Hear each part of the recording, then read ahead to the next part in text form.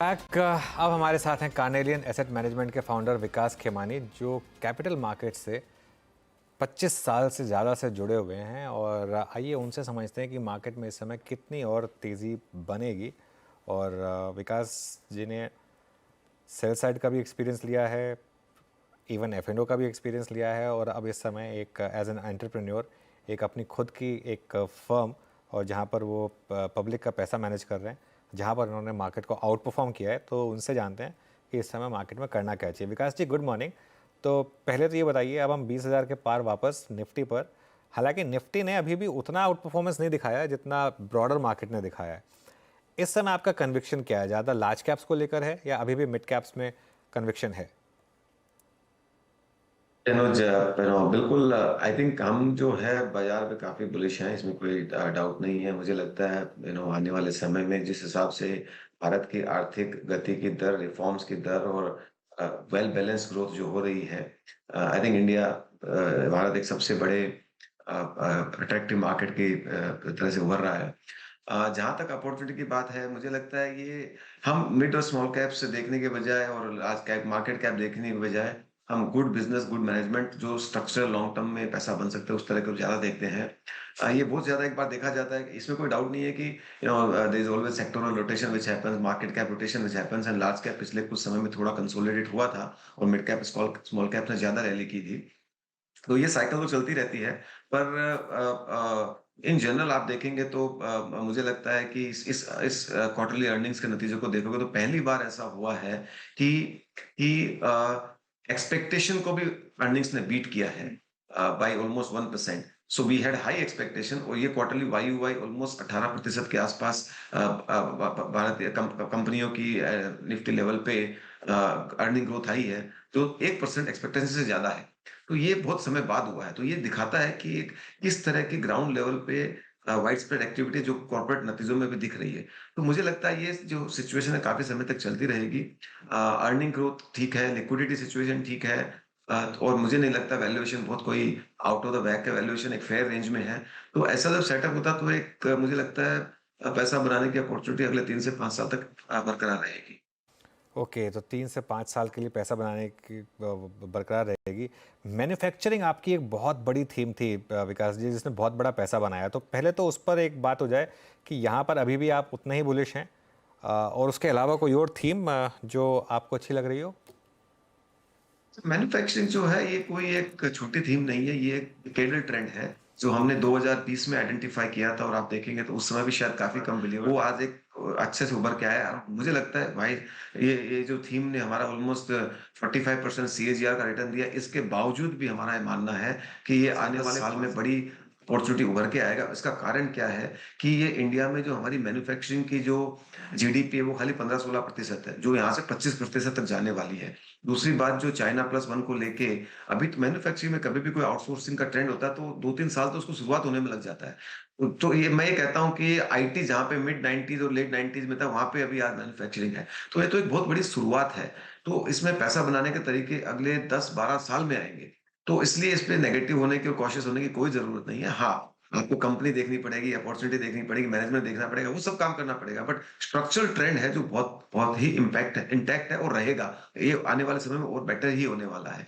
जो current geopolitical situation चल रही है, उसका सबसे बड़ा फायदा भारत के मैन्युफैक्चरिंग सेगमेंट को होता है। तो मुझे लगता है ये अच्छा आने वाले समय में भी चलते रहेगा। विकास जी नमस्कार, वीरेंद्र बोल रहा हूँ दिल्ली स्टूडियो से। मैं आपके प्रीवियस कमेंट्स में आपके PSU बैंक्स पे आपके व्यू सुनता आया हूँ।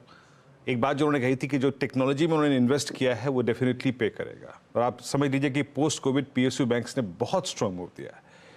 जिस प्रकार की अर्निंग्स उन्होंने पिछले 2 क्वार्टर्स में दी, जो NIMs दिए, जिस प्रकार के NPAs और ग्रॉस NPAs में डिक्लाइन है, जो नेट इंटरेस्ट इनकम ग्रोथ रही, अभी आपका कन्विक्शन क्या है? आई मीन इतना अच्छा पैसा बना, अभी भी आप कमिटेड है इस स्पेस में विकास जी? PSU बैंक्स में अभी तो एक मुझे लगता है रिफॉर्म्स और ट्रांसफॉर्मेशन जो हुई है उसकी एक शुरुआत है। आप ऐसा देखिए कि PSU बैंक्स में तीन पहले प्रॉब्लम्स थी: asset quality, governance and technology.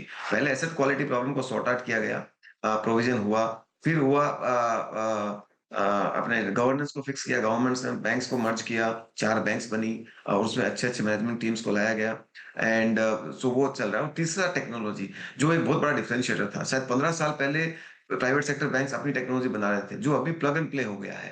तो अभी हर पीएसयू बैंक्स ने अपने आप को टेक्नोलॉजी इनेबल कर लिया है। वो जो डिफरेंशिएशन है वो खत्म होते जा रहा है between private and public sector. और लास्टली जो customer base private sector public sector के बैंक के पास है, जैसे आपको एग्जांपल देता हूँ, पीएनबी के पास 11 करोड़ कस्टमर, 10,000 ब्रांचेज है, जो लगभग एचडीएफसी बैंक जितना ही है।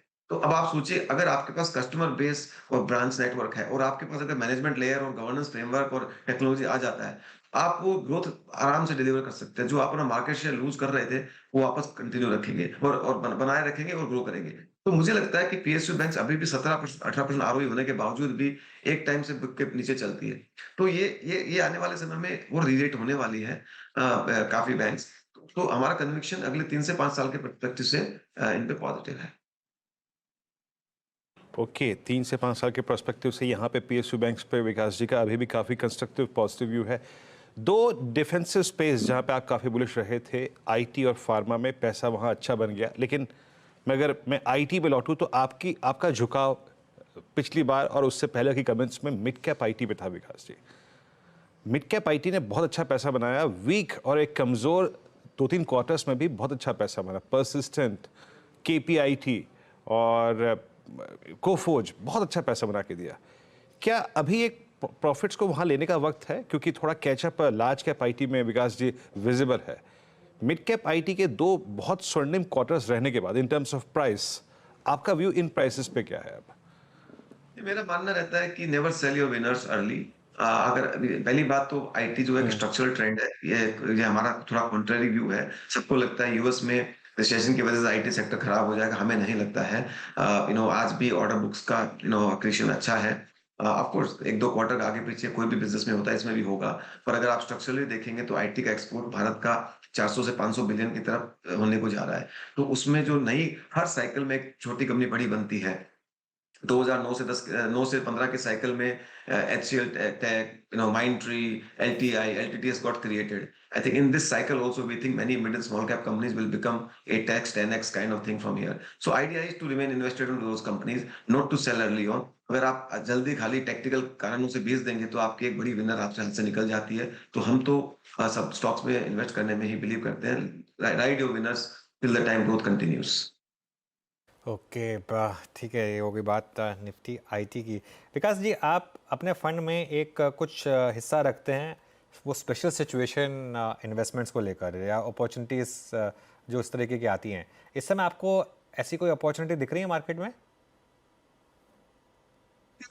कुछ तो देखते रहते हैं। I would not want to comment any stock specific और any opportunity, but I think you attend to any every opportunity which comes to the market and when the risk reward is in favour we sort of attend to that. चलिए, मैंने कोशिश की थी लेकिन आपने clear कर दिया, तो फिर मैं दोबारा नहीं पूछूंगा। चलिए, एक स्पेशलिटी केमिकल्स में विकास जी अब इस समय क्या वापस एंट्री की जाए? क्या आप अपने पोर्टफोलियो में ऐड कर रहे हैं इन स्टॉक्स को? आई थिंक पिछले एक क्वार्टर में हमने काफी स्पेशलिटी केमिकल्स कंपनीज खरीदी है, बिकॉज आप देखेंगे तो पिछले 1-1.5 साल में स्पेशलिटी केमिकल्स में काफी करेक्शन हुआ है, largely because of the inventory correction as the price correction.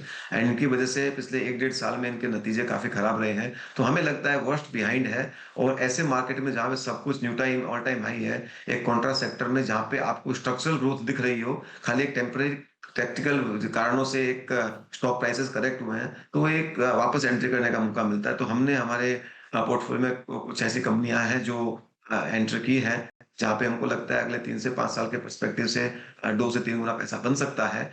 तो कॉन्ट्रा ट्रेड जैसी एक सिचुएशन यहाँ पे बनी है। ओके, तो आपने कुछ पॉजिटिव कॉल्स ली हैं यहाँ पे केमिकल स्पेस में पिछले 2 क्वार्टर्स के डिप में। विकास जी, एक दो स्पेस और जो कि थोड़ा सा पेनफुल दौर से बाहर निकल के आ रहे हैं, वो अर्निंग्स में इस बार की विजिबल भी था।